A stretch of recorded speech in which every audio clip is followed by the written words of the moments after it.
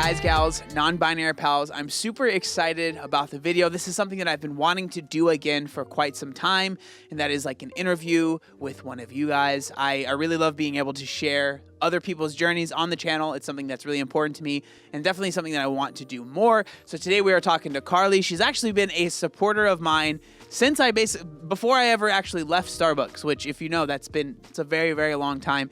She is in the middle of her journey. She's lost over 100 pounds. She has a following on TikTok, on Instagram, and she's in the middle of the journey. And so I thought it would be really awesome to talk to her and let her share her journey. So I'm super excited. Without further ado, enjoy the interview. Thank you so much for coming on the channel. I'm super excited to hear your story, your journey. Before we get into the journey, I kind of want to highlight myself for a second because I am a narcissist and I care way too much about myself. But the way that I found you was you like tagged me and you were wearing, I think it was like an old ObesetoBeast shirt. So I'm just kind of curious, before we get into how you lost your weight, how did you find me and what made you want to get a shirt? Because again, okay. I need the compliments and I need, so. Let me take it back a little bit. Okay. So, man, I think it was like, I call myself an OG because like I've been here like from the beginning, like before you quit Starbucks, like that's how. Jeez. Yes. So like I remember you quitting. I remember you putting the video out, being like, "Oh man, like I've been able to like to do it," and like OG. So I think the first thing though was your first viral video that Brian did for you. And the loose skin, and I was like, man, like I want that. I want to do that. And so from then, boom, I've been here ever since. And so you've been following. So I think that was like 2015, maybe I think it was 2015 when that came out. So it's interesting because I know you started losing weight 2019, right? Yep. And so you were following me for 4 years before? Yes. And I don't know why, it's not really like I care about myself, but it's just interesting that you had the thought of I want to lose weight, and it was 4 years before that actually started, which I think is interesting. Yeah. So, okay, let's take a step back now. And so let's hear about the journey. How did you get to your heaviest weight, and then what made you want to decide to lose the weight, in 2019? Okay, so I've been overweight forever. I mean, overweight kid, biggest in your class. I'm 5'9", so like, girls grow faster than guys. So I was already tall, already big. I'm very muscular. Like every time, like I'll post a video and people be like, you're still big. And I'm like, I mean, obvious, I'm going to be big. Like, I mean, I'm muscular, which is all good, but anyway, so I've been overweight forever. All the diets I've done, like, as a kid even. And I played sports, everything like that. But even back then, even though like I could show you pictures and you would look and probably be like, you look like you're in shape. And I'm like, yeah, but my mama told me I was big. So like, it wasn't like, and the deal, like your parents care about you. So like, it's not about like, she wasn't trying to come down on me. It just seemed that way to me. And so I basically would have to like hide food. Like, I would go in the kitchen and eat because she'd be like, why are you eating that? What are you doing? And I would hide, or I would like stuff it in my pockets and like run through the living room real fast. And, that's what I did. And so I was what I was at that point in high school, living at home. And when I graduated and moved out, I had adult money. Mm-hmm. Like I didn't have to answer to her anymore. So I just ate, I could go to McDonald's whenever I wanted to. She couldn't tell me I couldn't go, all these things like that. And that's kind of where it was just like, I'm going to do what I want to do. And I just kind of went off the rails basically and got up to 374. So 374 was your highest weight. So recorded, I say. I have the same exact thing. Like I always say 360. pounds was my highest, but I don't really know exactly, but it'd be weird to change my highest weight, 9 years after. Yeah. Like, I don't know, you're kind of cheating. I was like, no, it's 400 now. Just trust me. No, yeah. Okay, so I kind of want to take a step back before we get to the highest weight. Like you were saying you were growing up, because I just relate to that, because growing up I gained weight, right? That's just every year I would get a bigger shirt size when I'd go back to school shopping. That's just how it was. And I had a very similar experience where my mom loved me more than anything, and she saw my weight and she saw that I was gaining weight, and she had a lot of guilt as well. She felt very bad. Yes. She felt like it was her fault, and so she would try and help in any way that she could, whether it was certain diets. I almost ended up getting weight loss surgery. I almost got the lap band. Like, there were all these things that she would try and do and try and encourage me to lose weight. But none of them obviously worked. Did you have anything like that? And was there ever a time, or can you remember maybe the first time that maybe you were younger and you thought to yourself, I'm bigger than everyone, I do want to lose weight? Or were you kind of oblivious for a long time? Like, how was that for you? Really? Like, it was always brought to my attention, because I mean, everybody in my family, like majority, are overweight to some degree, whether it's a little bit or whatever. So, I mean, I grew up thinking, I was bigger. I mean, that's basically where I was. And then, like, if you look, like, I would look at the girls in my class who are like, we're all built differently. So, like, they're built with a smaller build, and I'm thinking, man, like, I'm just bigger. And my mama would do the same exact thing. She would give me incentives. One time she told me she would buy me a Camaro. Like, she was like, I'll do this if you'll lose weight. And I mean, I'm like, and it wasn't enough. It still was not enough, because it was for her at that point. It wasn't for myself. That is one, if there is one question I hate receiving, because I can never give an answer, is when people say, hey, my brother, sister, mom, dad, person that I love is overweight and I am worried for them. How do I make them lose weight? And I'm like, I hate to tell you, but there's literally nothing you can do. No, at least not that's at my all. opinion. Maybe I could be wrong, but from what I've seen and my experience as well, no matter what you do for someone, losing weight is such a personal thing, and it's a decision-based thing that you have to make the right decision, if you want to call it that, every second of the day. So if you don't make that decision, you're not going to lose weight. And so if it's not 100% something you want to do, when that person leaves, you're going to make that decision to get the burger or to get the soda or whatever it might be, right? So I can 100% relate to that. So you get up to 374, right? And what happens? Do you have a click moment? Did you have a health scare? Was there something crazy that happened? Like, what's the reason you decided to lose weight? I mean, I wish I did. Like, I wish I had a moment. I think, because when you're growing up overweight, you always gain and lose. Like, that's always the thing, And so I basically done that my whole entire life. But I was like, New Year's, that's the whole stigma. Like, New Year's resolution, I'm going to do this better. I'm going to do that.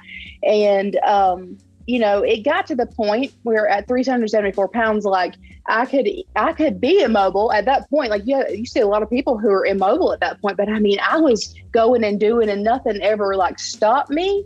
But everyday things, like, I know you have a similar story about, like, tying your shoes was hard, and getting in my car and driving and putting my seatbelt on. I got a ticket for that one time because it was hard. It was like driving long hours was hard to begin with, but then put my seatbelt on and it locking up on me, it was hard. So wait, tell me a little bit of that story, because I know that you have a video on your channel that talks about how you got a ticket because you're fat. Great title. Yes. But so what exactly happened there? So I had been driving. So I have lived apart from my family for the last basically 2012. I'm not a math person at all, but since then, almost 10 years. Yeah, we'll go with that. Yeah. And so they've always been like 8 hours away since I've been gone. So that's a whole drive in itself. But when I was 374, like, I'm going to put my seatbelt behind me and I'm not putting it on. And so driving those hours was ridiculous. It's hard for anybody, but for me, it was really hard. And so I'm just like bebopping through, this little small town and flying, not realizing like that I was flying. But they stopped me because I was going too fast. But like I didn't have my seatbelt on. So like the guy was super nice. He was like, hey, which it was low key a speed trap. I mean, let's be honest, it was like 75 or 75 to 55 real fast. And I was still going like 80, and they pulled me over and he was like, I'm gonna, like, the ticket would have been way more if he had got me for speeding. But he's like, you don't have your seatbelt on. But at that point, like, cops, like, I'm just shaking anyways. Like, I'm scared because I'm like, I know I did something wrong, but like, it's just an automatic thing of like, I'm in trouble. And I hate that. Like, I have anxiety to the fullest, and I'm like, I'm in trouble and I don't like being in trouble. I don't like the feeling, And so he's pulling up and I'm like, I'm not moving. I'm not putting my seatbelt on, like, and he comes over and he's like, hey, you don't have your seatbelt on, but, that's what I'm going to basically give you a ticket for. And in my head, I'm like, man, like, I should have just put it on, but it was hard and it sucked, And that's just a little blip of like pre-weight loss of what that was like. And I actually forgot about that story, but then I was thinking like about how like close I was to the steering wheel and things like that. And I was like, that's a perfect story to tell. Yeah, it's funny because I remember when I was bigger. So I started losing weight when I was like 20. I actually didn't get my license until I was actually 20 as well. Because I was, and I still have a fear of driving to a certain extent. I mean, I drive myself everywhere I need to go, but I don't enjoy it. So when I was younger, I was like scared to get my license. So I don't think I started driving until I had actually started losing weight. But I remember before, I would look at cars and think to myself, I would like almost pick a car in my head, and I didn't actually buy any, but I remember I really liked the Scion XBs, the older ones that were more boxy, because they were really easy to get in and out of. I had a friend that had one, and I remember thinking to myself, once I start driving, that's the kind of car I'm going to get because it'll be easy to get in and out of. Oh, yeah. And so it's just crazy how your weight can really affect your life to where you're not even really thinking about it. It's like these like subliminal things that are kind of happening that you're not even, exactly. Like weight limits on stuff. Like I posted a story like a few weeks ago because I got a new desk chair that I'm proud of. But like at the same time, I used to look at weight limits on everything, like whatever it was. And I didn't even look at it. And I bought it and I was putting it together and it was like, 300 pounds. And I'm like, in my head, I'm like, I ain't gonna break this. Like that's it, but you don't even have to think about it anymore. And it's just crazy how your mind just has to rewire itself because of it. Yeah. Okay. So we got off track a little bit. So what was, I know you said that you don't have a moment, but when did you decided to lose weight? Was it a New Year's resolution? Was that kind of the reason? Yes, it was a New Year's resolution and it was kind of like. Why was it? Like why was that the New Year's resolution? Is that always the New Year's resolution? It's always been, it's always, it's always been the New Year. Like, I'm like, this year's going to be my year, like this is going to be my year. But every year was my year. And like it just was like, I think at that point I had, cause you have to realize it and be okay with it yourself. So at that point I was like, there is no stopping me. And I'm going to start slow. Like, I'm going to take it back because I used to always go cold turkey, cut everything out. Like, I don't need all this. Like, and so what happens, it's not sustainable. So that's the one thing I'd never done in my whole entire, 20 million journeys that I've been on was that I'd never started slow and never took it step by step. And I did that this time. And this is, 3 years later. That is it's so important. And it's one of those things that when you talk about it, it sounds so simple. Like, of course, it would be easier to start slow because you are cutting out less stuff. But in reality, it's kind of harder almost because it's fun. I don't know if this makes sense, but it's fun when you first start a journey and you cut everything out because you're like, I'm definitely making a change. Like, this is definitely going to work. Like, and it will for a short period of time. If you cut your calories to super low and you cut everything out, yeah, you're going to lose weight really quick.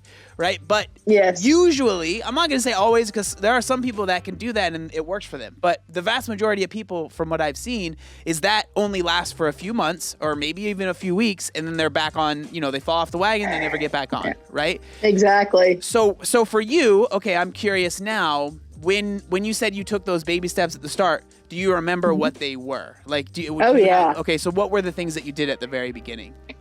So first things first, I was like, okay, I need to be in the calories. Like, the thing is like, I had all the knowledge. Like I said, I followed you for years, like just growing and knowing more. I knew all this stuff, but I didn't want to do it. It wasn't until I decided that I wanted to do it. So I was like, okay, I need to be in a calorie deficit. Where do I need to be that I'm not cutting it so low that it's impossible to sustain? Okay, I found that. So then I was like, okay, well, I'm going to get a food scale because, I am partly OCD when it comes to stuff. So I'm like, I want to know everything that I'm doing so I can track it correctly, just because I want to be on point with it. I mean, I want to start fresh. I want to be able to do that. And then I was like, okay, so I need to do some kind of sort of exercise. So I was like, walking. That's one thing my mom always said, walk. Yep. And that's what I felt comfortable doing at that point. I wasn't sure about lifting weights because I was like, I'm afraid. And back in the day, pre 90s era, everybody's like, don't lift weights, you're going to get bulky, that's bad for you, you're going to store your muscles, going to be under your fat, and you're not going to, like, that's like some weird way of thinking, but like, that's what it is. So like, I was like, I'm going to walk, and I'm going to walk for 30 minutes a day. That's going to be my thing for at least 5 days a week. And like, obviously I went more just because I felt like I could. But to see the progress that you make just from stamina, like my feet would kill me at 374, just standing on hard floor for whatever. And just day by day, that's how I took it, slow. Yeah, I love that, man. Like, that's such a beautiful way to start, because it reminds me of, I remember when one of the times, this is not when I actually ended up losing the weight, but one of the times I tried to lose the weight, I remember I went from 0 to 100. I have ADD, or ADHD, whatever. I get super hyper focused, and I got like super hyper focused, and I was like, I'm going to lose weight. I went to the mall, and it was around Christmas or something. I don't know. I had some money, and like normally I didn't have any money, but I was able to I got new shoes, and I got like workout gear, and I went to the gym, and I was like, all right, I'm going to go on the treadmill for an hour, right? Not a good idea. In brand new shoes, like I ended up getting a huge blister on my feet. It was terrible. And then I didn't go back to the gym for a very long time. So if you are going to start walking, it doesn't even have to be 30 minutes, right? It could be even less. And don't wear brand new shoes. Okay. That's my tip. You might get some blisters. All right. But yeah, so like it's just such a normal thing for people to go from 0 to 100. It's the popular thing. It's because people want to see results quickly, which again, I understand. But at the end of the day, right, what matters is, are you able to keep that weight off, right? Yes, exactly. So you start with 30 minutes, just walking 30 minutes. Did you change your diet at all? At what point did you change your diet? Like, what were you eating at the time? Really, I just would track calories. Like, people ask me that all the time. They're like, hey, what do you eat? And I'm like, I mean, what I eat might not work for you. So like, it's stuff that I like. And what's crazy is that, like, I didn't go straight into it, but as time went on, like, I hate lettuce. I still hate lettuce. I don't like lettuce, but I do like spinach, which is crazy because it's like, why? But like, it's just, to me, I can't taste it. I don't want to taste grass. That's just my thing. My friend calls lettuce crunchy water. There you go. It does. It tastes just like a grass water. And so I'm like, I don't like that. But at first, I don't know how it happened, but I was like, okay, I'm going to do spinach. And so like now, like I'll eat big old salads with spinach in it that I would never do before. But it wasn't like a planned thing. It was like, I'm just going to track my calories, and whatever fits into those calories, I'm going to go with, because at that point in time, like I said, I'm going to start small. So, like there's some things that aren't worth the calories and there's some things that are. So whatever it was, I was like, okay, if I want to make it fit, I'm going to make it fit. And if it's not worth it, it's fine. I don't need it. Like, that's how I'd work. Yeah, I really like that approach because, again, it's like, it's interesting because you had the knowledge, right? Like you were talking about, you had been following me, and I'm assuming other people that had lost weight and stuff. And so like they probably talked about similar stuff. But it's interesting because it doesn't matter. And this is something that it's funny because a lot of times when you talk to people about losing weight that are overweight, a lot of times they do have the knowledge, right? But it's like, until you put that knowledge into practice, it doesn't really help you, right? Yeah, and so exactly. you started tracking calories, and then like what you said, I love that you said that because that's exactly how I would think, is like, you start to find out what things are worth it, like yes, you're like, worth okay, it. and again, if you like Oreos, that's fine, but you're like, okay, 4 Oreos or whatever, 300 calories or whatever, you're like, that's not worth it to me. For someone it might be, but to you decided that's no longer. But then you can start playing around with it and being like, oh my gosh, if I have this big salad, it's huge, it fills me up, and it's only X amount of calories, right? Yes. And so you can start playing that game, and eventually, like, for me, what that really helped, because it built that base of knowledge, and that, through doing it, that now I don't feel like I have to track everything, because I understand a lot of people are like, I don't want to track for the rest of my life. I get it. Neither do I, right? Yeah, for sure. I don't have to track anymore, but the reason is because I actually tracked for so long, right? Yeah, okay. For sure. So you start losing weight. So what was like, how quickly was it happening, or not quickly, or whatever? And then was there ever a moment that, because I know for me, once I had lost, I would say about 50 pounds, I had this moment where I was like, oh, I can actually do it. Because I tried my entire life to lose weight and it never worked. Yes. Well, did you ever have that moment you were like, oh no, this is happening and I just have to continue? Did you have that moment for yourself? Yes. So it's crazy too, because like, even though I started out small, when you're that big, weight drop, like, it's nothing for you to drop 10 pounds in a week, and it's water weight. I mean, like, people don't even realize that, but it really is. So I think probably by May of that year, I was probably, I think 50 pounds down or so. But so that's like 10 pounds a month, basically. Yes. And so that's just from like every time, being able to build stamina and like seeing progress and pushing towards that, like, and take it, like, that's one thing that I learned from you was to take pictures. And I say that all the time to my people too, because I'm like, you don't realize how important this is, because one day I know you may not want to share your journey, but you're going to want that for yourself, even if you don't share it. And I wish I had more, because now I have people be like, you're sharing the same stuff. And I'm like, I mean, what do you want me to do? Gain my weight back? I don't know. What do you want? Do I go back in time and take more photos? Like, I don't know what to do. I wish, I wish. But the progress pictures helped me through a lot of that too, because it was like stuff that I couldn't see. And like, like that whole saying about like, it's like 30 pounds before people can see or whatever, like, mentally, than the outside of the, like, all these things like that. And so really that's kind of how it was too. Like, there were some times where like I could see it myself, but I was like, I know nobody like notices this, but so 50 pounds down, I'm seeing definition and changes that I'd never even seen before anytime I was away. But I think really my moment of being like, I can do this was, I was like, in my head, I was like, okay, because I'm 374, I want to get under 300 because that point, that'll tell, I hadn't got to that point. I've been like at that point, probably over 300 for at least 5 years at that point.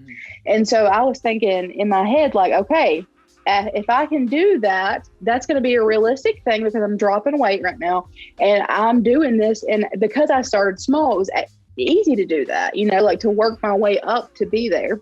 And so when I hit under 300, like 299, and I got a thing on my screen. Okay. I was 299 and I was like, this is it. Like, and that's probably around July of 2019. And I was like, I'm here and we're going for it. No turning back at this point. Yeah.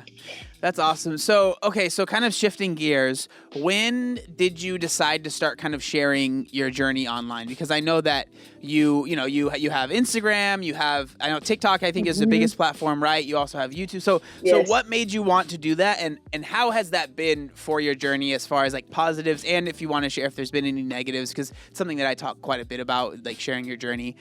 So how has that been for you, and why'd you decide to do that?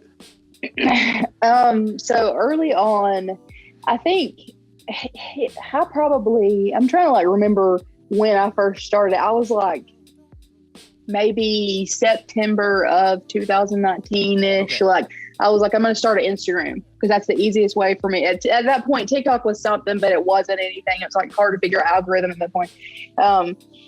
Because I'm a social media person, manager. I've been that for years. And so like, I was like, I don't know how to even work that. I'm a millennial. I don't know what I'm doing. I can't do this. The pandemic hadn't happened yet. And the great migration to TikTok hadn't happened yet with the millennials. Yes. It was working that way. So I was like, I'm going to start Instagram. And really it was kind of like, for me, more for accountability. And then what I could inspire, I was there for.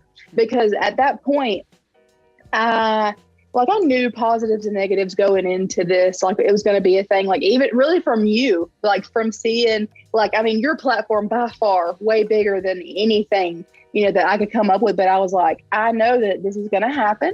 And so like, I had to like, just from you sharing that, I had to be like, okay, I need to be aware that this is going to happen and that I need to figure out how am I going to work through that when that does happen. Mm-hmm. Because like, I was like, I'm prepared for it. So I shared my journey, and at that point, it was probably maybe down, probably 80, 90 pounds, like not 100 yet. That was like what I was working for. But I was like, I'm in the middle of my journey, and I just want to I want people to also understand that it's okay to be in the middle of it and not be scared to share that, not be scared to put yourself out there. And then, that was Instagram. And then when I migrated over to TikTok, it was a different ball game because I had to figure that out. Mm-hmm. But transformations, is a big thing on, TikTok. Is how you really gain your thing. And so I was like, I'm going to share my transformation and be in the kind of middle of it, Mm-hmm. And so how has, what have been some of the positives for sharing the journey and gaining like a following, as well as like what have been some of the negatives? Okay. So like really positive is like, you get to know your people who like relate to you, and you're able to like, just be that inspiration for people. You're able, like, even between me and you, like our journeys are different, but they're so similar, and so like, there's so many things that people can relate. Like I had somebody message me not too long ago, and they're like, hey, I've followed several people who've lost weight, but none of them were like prior to losing weight, any athletes like that. Cause I was an athlete in high school, and really you don't see that a lot. And they're like, thank you for sharing that, because I couldn't relate to anybody. Mm-hmm. So, you find your people in that. And also like, I think one thing for me is like, I was able to like show myself, like be myself when it came to like videos, because like I am like a goofball, like 1,000%. And I'm like, just that person. Mm-hmm. And so I'm able to like, I shared transformation after transformation on TikTok, and I would share like tips and stuff, but then kind of in my head, I'm like, I shared these things 50 million times. I don't want to keep sharing the same thing over and over again. And people ask the same question over and over again. I'm like, I have 20 million videos. Go look at, go look at the playlist, mm-hmm. And so, really, I did one video, and I was like really showing my personality, and it did really well. And I was like, like, that's cool. I can be myself. I can actually, show who I am. And that's been another thing too, is like, I was like, okay, so people are like my community, like I have obviously a lot of female followers.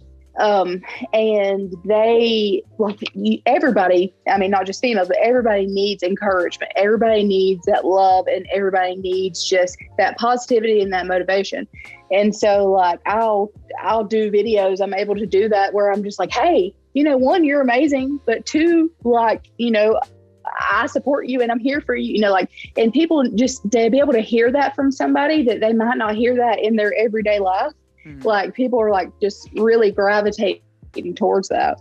And I'm here for them always. Like I love it. I love being able to be that and to encourage. I'm always here for that. And then, so you have that side of the spectrum. Then you have the, you know, so when you hit a certain thing, if something goes viral, so I've had a few videos do that. So you get on the For You pages of people that like are children or, you know, somebody like who thinks that their opinion matters, you know, like just keyboard warriors is what my sister likes to call them because she likes to go in there and try to do them in. So like you get on the things of that. And so like, they're like, oh, well, you know, there was one, I laughed out loud on this one, but it was like, okay, you're 115 pounds down, only 200 more to go. And I'm like, okay, because that's realistic, because I would be 50 pounds at that point. What are you trying to tell me? You know, but like they just don't know. I mean, it's just ignorance is bliss. I mean, like, and with TikTok, one of the things, like I've been lucky that most of the time my comment section seem to be pretty positive. But like the thing with TikTok is people like to write witty comments to get likes. Yes. And so they like that's mean regardless. But I'm assuming that they were just writing that because they wanted people to comment like, oh, hello. Oh, yeah. You know what I mean? Yeah, for sure. Which is so funny because like, I think that's the thing too, is that like when going into sharing my journey, I was like, you know, there's so many times where you could get thousands upon thousands of positive, great comments. And then that one, and it's like the one or two or something like that. And it's like, oh man, like, you know, I know in my head, these people don't know me. I don't know these people. And honestly, it doesn't matter. But at the same time, like that just ruined my whole entire day. It's frustrating. Like, trust me, I understand. Like, I'm currently going through kind of like a social media detox. Like, I haven't been on Instagram for 2 days, which to most people is probably like, oh, what are you talking about? But I mean, I haven't not been on Instagram for a day in, I don't know, 7 years. I don't know long how time. long it's been. Yeah. You know? Like, so, and for me, it's been really nice. But trust me, I get it. Like, something I talk a lot about on the channel now is I maybe it seems like I'm discouraging people from sharing their journey, but I just say, like, if you are going to do it, just understand it makes it harder. Like, there are positives, like you get all of this accountability, you get these people that are like looking up to you and they write nice things and they believe in you and all this stuff, and that's all great, and it really, that can make it easier. But there are also all these people that are waiting for you to fail almost. If you make any sort of mistake, if you gain 3 pounds of water weight, whatever, people will comment about that and make you feel terrible about it, right? So it's just like, I'm always just like, you know, I guess the perfect analogy is it's a double-edged sword. Like, you know, it's strong and that it can really help you out, but it also is strong and that can make you feel like crap. So just be careful when you decide to do it and understand. Be ready. Yeah. Yes. Be 100%. Ready for it. And I think a lot of people aren't too, and that comes into a lot of play. Like, you know, you'll see people who like, I mean, they're going in strong and they're posting and they're, you know, doing amazing. And then like, you don't see them for a long time because it's like, you know, and I get that because you're at that point, they're scared to come back and say, oh yeah, you know, I gained 10 pounds or whatever. Yeah. 100%. Trust me, I have many friends that's happened to, or they either leave or they don't leave and they deal with all of the, you know, the negativity and the hate, and it's hard. Like I get it. And losing weight is tough, and doing it in a social media age where everyone's going to share their opinions is hard as well, you know? Yes. But yeah, I totally understand. All right. So we've been talking for a little bit. I do want to, I always ask this question at the end of the interview conversation. So if there was like one thing that you could tell either maybe your former self when you're just starting out, or someone in general that wants to start a weight loss journey, like what would be that like best piece of advice that you could give them? I would definitely say, one, you know, you can start whenever. You don't have to like wait to start. And also you cannot fail. Like you cannot fail. Like the worst thing that could happen is that you end up back where you are right now. I mean, like you cannot fail. Life is a journey. And that's the main thing, is that it's a marathon. There's going to be things that happen. There's going to be times where this happens, that happens, and something throws you off. But the thing is that you get back up. You have to get back up. And that's with anything in life. And start small. Like that's been the main thing too. Yeah, I love that. Like my newest analogy that I'm really proud of is that if you fall off the wagon's still there. You just get back on it and you're good to go. You gotta get back. Exactly. But thank you so much. If anyone wants to follow Carlee, there will be links in the description, obviously, to all of the social media. But yeah, thank you so much for coming on.